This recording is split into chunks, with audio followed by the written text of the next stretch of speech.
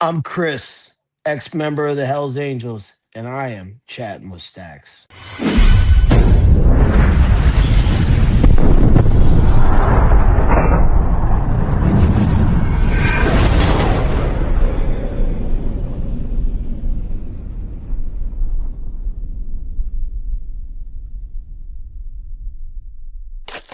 Welcome to this episode of Chatting with Staxx. I'm your host, Bill Staxx, and today I got Chris. So when I get off non-association because of the Kiwi had just quit out in bad, whatever I think, and I didn't talk to him, you know what I mean? Because I was still in the club and I didn't know what to do. And I talked to some members, and one of the members, like, he's not in the club anymore, but he's like, bro, you know. And Pee told me, so I didn't talk to him. So I didn't have my patch or anything like that. So I had to go down to Rockford to get my patch. And I went down to this first, I went down to this grave run, and they bring me in the back and they're like, well, we really don't want you to have your patch up there because we don't want to be running around in Wisconsin and have to come up and do something. I'm like, you you guys put me here, right? Now you're scared? You're scared? You're scared to come up here because you don't want to get in trouble? So I had to get it from maybe it was technicality because I wasn't there, so I had to come back down to Rockford and get it from a member of the Nomads. And I walk into his house, and he's got his bed in the middle of the house. His old lady and her mom are in the back watching soap operas, smoking cigarettes while she's on oxygen. Pit bulls running around, you know, babies, kids, I mean, ghetto. And I remember his son's like, go get some cigarettes. So, wait a minute, I'll give you money. And he describes everybody's packs of cigarettes. Everybody needs their own kind of cigarettes, right? I don't smoke. And he's got his bed in his living room. And he's like, I'm nervous about this because I don't want to have to come up there and do anything about it. He goes, I don't want to go to prison. And I looked, and I thought to myself, dude, what are you talking about? You're in prison right now. You're watching fucking Cops and Maury Povich on TV. It's the same thing as being in county jail, right? Your bed is where your TV is next to the toilet, right? Like, and you're afraid of, like, I'm like, wow, this is crazy, right? So, anyways, I go up there, and then the Vegas charter wants me to come to the OM or come to a meeting, and right. And the first thing you learn when you go to prison, and maybe you should learn this in life, is don't scare anybody because you might not make it through the night. And I'm dumb and I made some dumb choices, but I'm not dumb enough to go send myself off, right? To not know Yeah, where anything none is coming from, right? yeah. So I call up this member who quit the club for a while himself and came back. And he was a Vegas member, and I don't know where he's a member now. I don't even know if he's in the club, you know. And him and I had some good times together. One funny thing I'll tell you is we're standing in San Francisco, and we had just stopped in this massive candy store in Pahrump, Nevada, right? Yeah. And I got a bunch of pixie sticks. We're like eating pixie sticks, you know.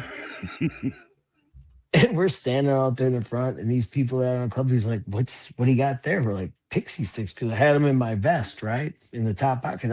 He's like, oh, we get it. I'm like, no, these are just pixie sticks, man. Nothing more, nothing less than a pixie stick, you know? And I remember being at San Francisco and me and this dude just having a good time joking over some pixie sticks. You know what I mean? Like, I'll never forget that old pixie stick, right? So I said to the dude, I said, you know what? I've been away from the club for so long. I just had my daughter. I don't have it in me. You know, my life is here in Wisconsin. I don't want to come to California or Nevada and try to make a living and start over. I just been out of prison. You know what I mean? And I said, I'm gonna mail all my stuff back to you. And I'm gonna step away. And I hope you understand because you know what? You remember when you were in the Vegas charter and Pee Wee wanted to throw you out because you didn't have a motorcycle? and I left my motorcycle in Nevada for you, right? Like I thought we were brothers, the pixie stick thing, right? Never heard from the mother again. And then everybody's butt hurt, you know? And so then I'm pretty sure they put me out in bad. And the charter that I was in, like when I went to Vegas, I transferred to West Vegas while I'm in prison. You know what I mean? And Pee Wee told me he's splitting, and that's who brought me there, right? And another member that we prospered, they were butthurt, right? And so the charter that I was going to, I didn't know one of those people. If they were if some of those members that were in my charter that I was supposed to go to were standing in front of me right now, I couldn't tell you who they were. You know, and the dude who's closest to me that wore a wire on me after I got stabbed while I was holding my, my head, and then what happens with Pee Wee and he's out and kicked out and all this craziness. I'm hearing stories about another person that's been in the club for a long time. And you've had him on your show, his wired tapes, and dude's like, man, you ought to hear what this guy said on a wire, right? And that was in 2012, oh, 13, somewhere in that area, right? Yeah. And I was like, wow, well, I guess, you know what I mean? Sure. And so my head was spinning, and I'm like, what am I doing? You know what? I don't know any of this. You know what I mean? It felt betrayal. You've been away from the club for so long, you start like you don't know what you're stepping back into. Well, you do because you've experienced it. You went to prison. You had a Listen, full patch member cooperate against you. I've been stabbed. I've been told on. I went to prison. I was at Laughlin. I seen it, right? I rode across the war zone here, right? Every day of my life, I knew what I was getting myself into. And the words to my dad ring in my head: "You're the member of the baddest motorcycle club in the world, worldwide. That's supposed to come off with this tough guy image of what they're supposed to be doing, like blood in, blood out, right? Blood in, blood out.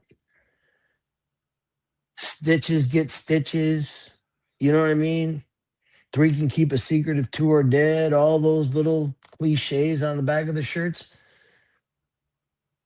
they only mean something for people that don't know what's coming, you know? And so I set my stuff in a box, and the dude that I talked to said one thing and then never heard from him and came out the side of his neck, right?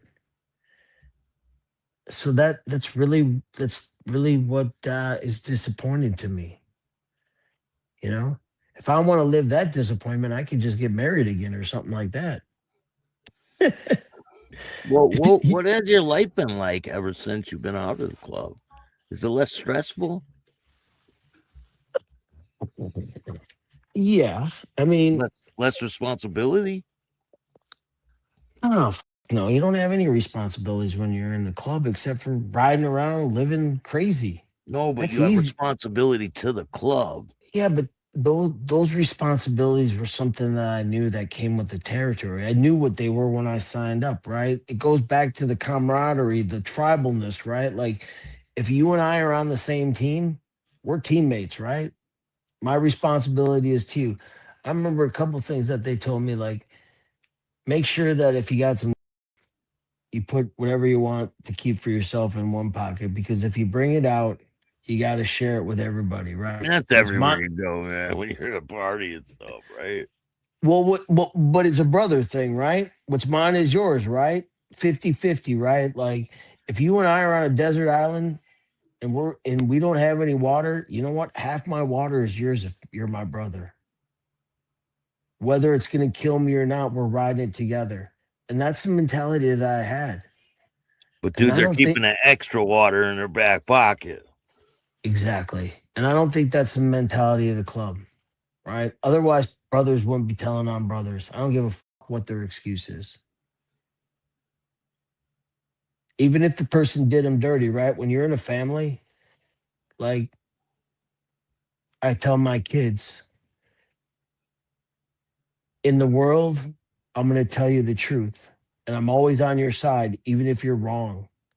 But when we come home, we'll talk about it and we'll straighten it out, and we're still going to walk out together. And that's what I believed was the motorcycle club. When I played hockey at a high level, that's how it was. Hockey's a sport where you hit my star, whether I want to or not, I'm fighting, you know? And I'm not saying it wasn't like that sometimes, but people get complacent, they get lazy, they get greedy, they get jealous, they get envious, you know? And then they don't ever want to leave, you know? They don't want to accept responsibility. I remember I was sitting in county jail, and this dude was sitting there telling us, because the judge that I had was a rough sentencing judge from the federal, how he was doing big things, moving big weight, doing all this stuff.